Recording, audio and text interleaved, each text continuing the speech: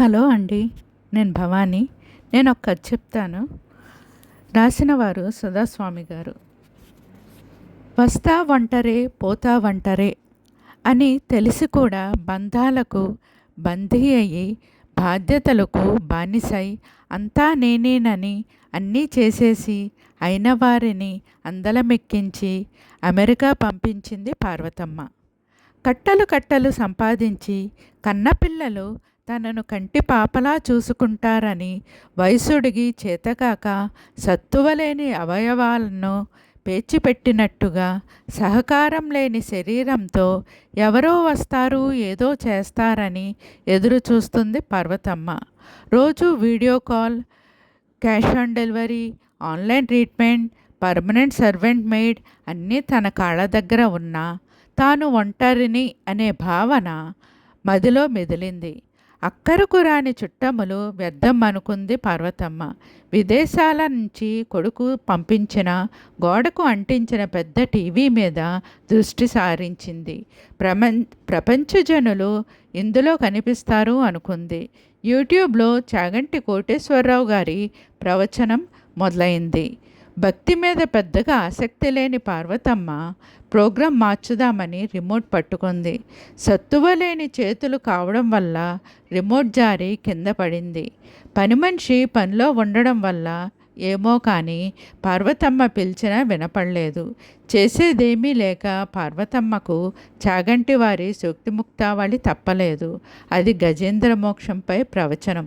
ఈ లోకం ఎవరి వల్ల పుడుతుందో, ఎవరితో కలిసి ఉంటుందో, చివరికి మరలా ఎవరి యందు కలిసిపోతుందో అటువంటి ఆ భగవంతుని శరణ కోరతాను. శాశ్వతంగా అఖండమైన రూపంతో ప్రకాశించే ఆ దేవదేవుణ్ణి తలవంచి ప్రార్థిస్తున్నాను.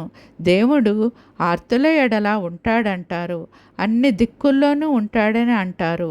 అటువంటి దేవుడు మరి ఉన్నాడో లేడో ఈ విధంగా తలంచి మనస్సులో భగవంతుని ప్రార్థించాడు. భగవంతుడా, నాలో కొంచెం కూడా శక్తి లేదు. నా ధైర్యం తగ్గిపోయింది. ప్రాణాలు ఏ క్షణంలోనైనా పోయేటట్లున్నాయి. మూర్ఛ వస్తుంది. శరీరం చిక్కిపోయింది. నీవు తప్ప నాకు వేరే దిక్కు లేదు. రావయ్యా, కరుణించి నన్ను కాపాడవయ్యా అని వేడుకున్నాడు గజేంద్రుడు. ఈ కథ వింటున్న పార్వతమ్మకు కూడా దేవుడు గుర్తుకు వచ్చాడు. తాను ఎప్పుడూ ఒంటరి కాదు అనుకుంది. అనుక్షణం తోడు ఉండేది ఆ పరమాత్ముడే అనుకుంది. భగవంతుడే మూలం, భక్తే మార్గం అనుకుంది. రెండు చేతులు జోడించి మొక్కుదామనుకుంది. సత్తువ లేని రెండు చేతులు కలపడం కష్టమైంది. స్మరించడం మొదలుపెట్టింది. ఏ దేవుణ్ణి తలుచుకోవాలో అర్థం కాలేదు. గజేంద్రుని కాపాడిన ఆ అఖండ రూపాన్నే కొలుచుకుందాం అనుకుంది. కొద్ది క్షణాలకి అమెరికాలో కొడుకు, ఆస్ట్రేలియాలో కూతురు గుర్తొచ్చారు. కాదు, భగవంతుని స్మరించాలి అనుకుంది. మళ్ళీ స్మరణ మొదలుపెట్టింది. ఇంతలో పని మనిషి వచ్చింది. కుర్చీ కింద పడిపోయిన రిమోట్ తీసి పార్వతమ్మకు నచ్చిన కార్తీక దీపం సీరియల్ పెట్టింది.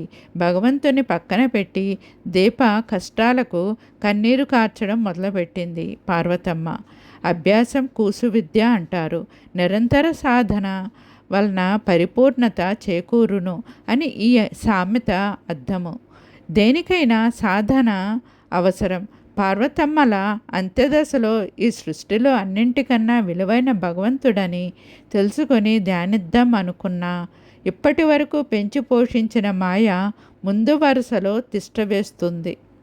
ఇదండి పార్వతమ్మ కథ. మీకు నచ్చిందా? నచ్చితే లైక్ చేయండి, షేర్ చేయండి, సబ్స్క్రైబ్ చేయండి. Thank you.